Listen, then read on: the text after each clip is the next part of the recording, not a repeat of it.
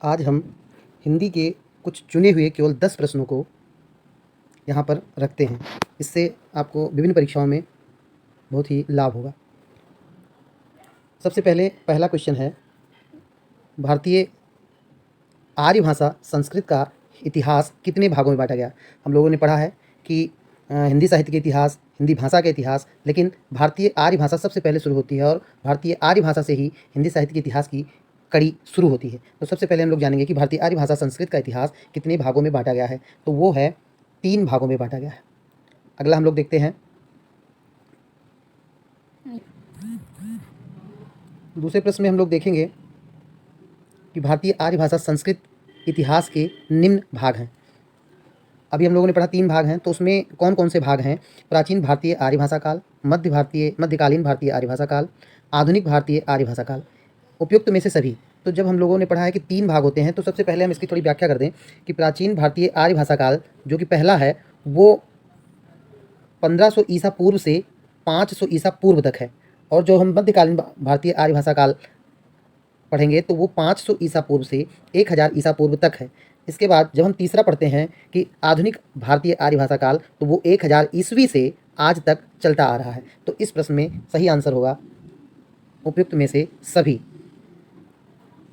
अब हम लोग अगला प्रश्न पढ़ते हैं, हिंदी, हिंदू, हिंदुस्तान ये शब्द किस भाषा के हैं? कई परीक्षाओं में लगातार ये पूछे जाते हैं कि हिंदी, हिंदू, हिंदुस्तान ये शब्द किस भाषा के हैं। तो पहले हम लोग देखते हैं किसके हैं। अरबी के हैं, उर्दू के हैं, हिंदी के हैं, तो फारसी के हैं। ज़्यादातर लोग हिंदी को मारेंगे, लेकिन ये हिंदी गलत होगा। ये हिंदी, हिंदू, हिंदुस्तान ये फारसी भाषा का शब्द है। ये आपका सही उत्तर हो जाएगा फारसी भाषा। अगला प्रश्न हम लोग लेंगे कि भाषा शब्द संस्कृत के किस धातु से बनी है।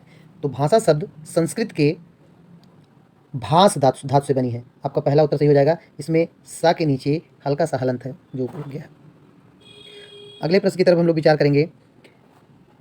5वां प्रश्न है, ए और आए का उच्चारण स्थान क्या है? ये भी बहुत पूछा जाता है और अक्सर ये गलतियां इसमें देखी जाती हैं, क्योंकि ए जो है आ और ई से मिला है, आ हो जाता है कंठ और ई जो है वो तालु से। इसलिए ए और आए दोनों कंठ तालु से ही बोले जाएंगे, ना कि दंत से, ओष्ठ से। इसलिए इसका सही आंसर होगा कंठ तालु।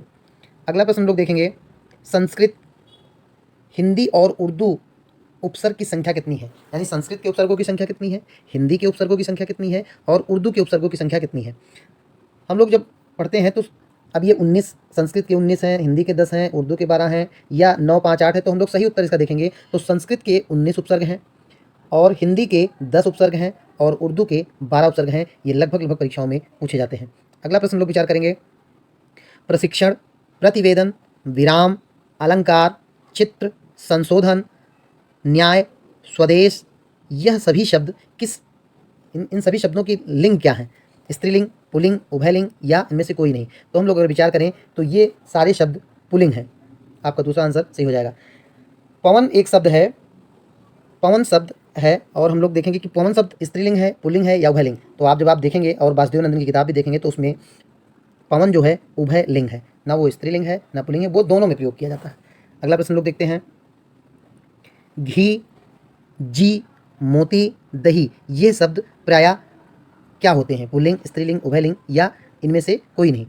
अगर एक तरह से देखा जाए तो ये ईकारांत होते हुए इनको स्त्रीलिंग होना चाहिए, लेकिन ये अपवाद स्वरूप हैं, इसलिए ऐसे प्रश्नों को परीक्षा में ज़्यादा से ज़्यादा पूछा जाता है। इसलिए यहाँ पर सही उत्तर हो जाएगा पुल्लिंग को पहला।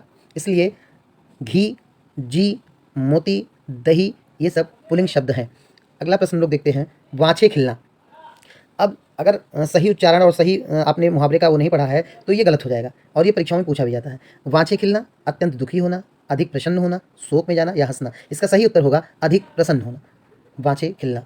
आज के लिए यहीं तक हम लोगों ने आज 10 प्रश्न पर चर्चा की है। आगे ऐसे ही ज़्यादा से ज़्यादा प्रश्नों को जो परीक्षा में बिल्कुल हूबहू ये आने वाले हैं कि हर सेट में से कम 2 क्वेश्चन 3 क्वेश्चन आपको जरूर मिल जाएंगे।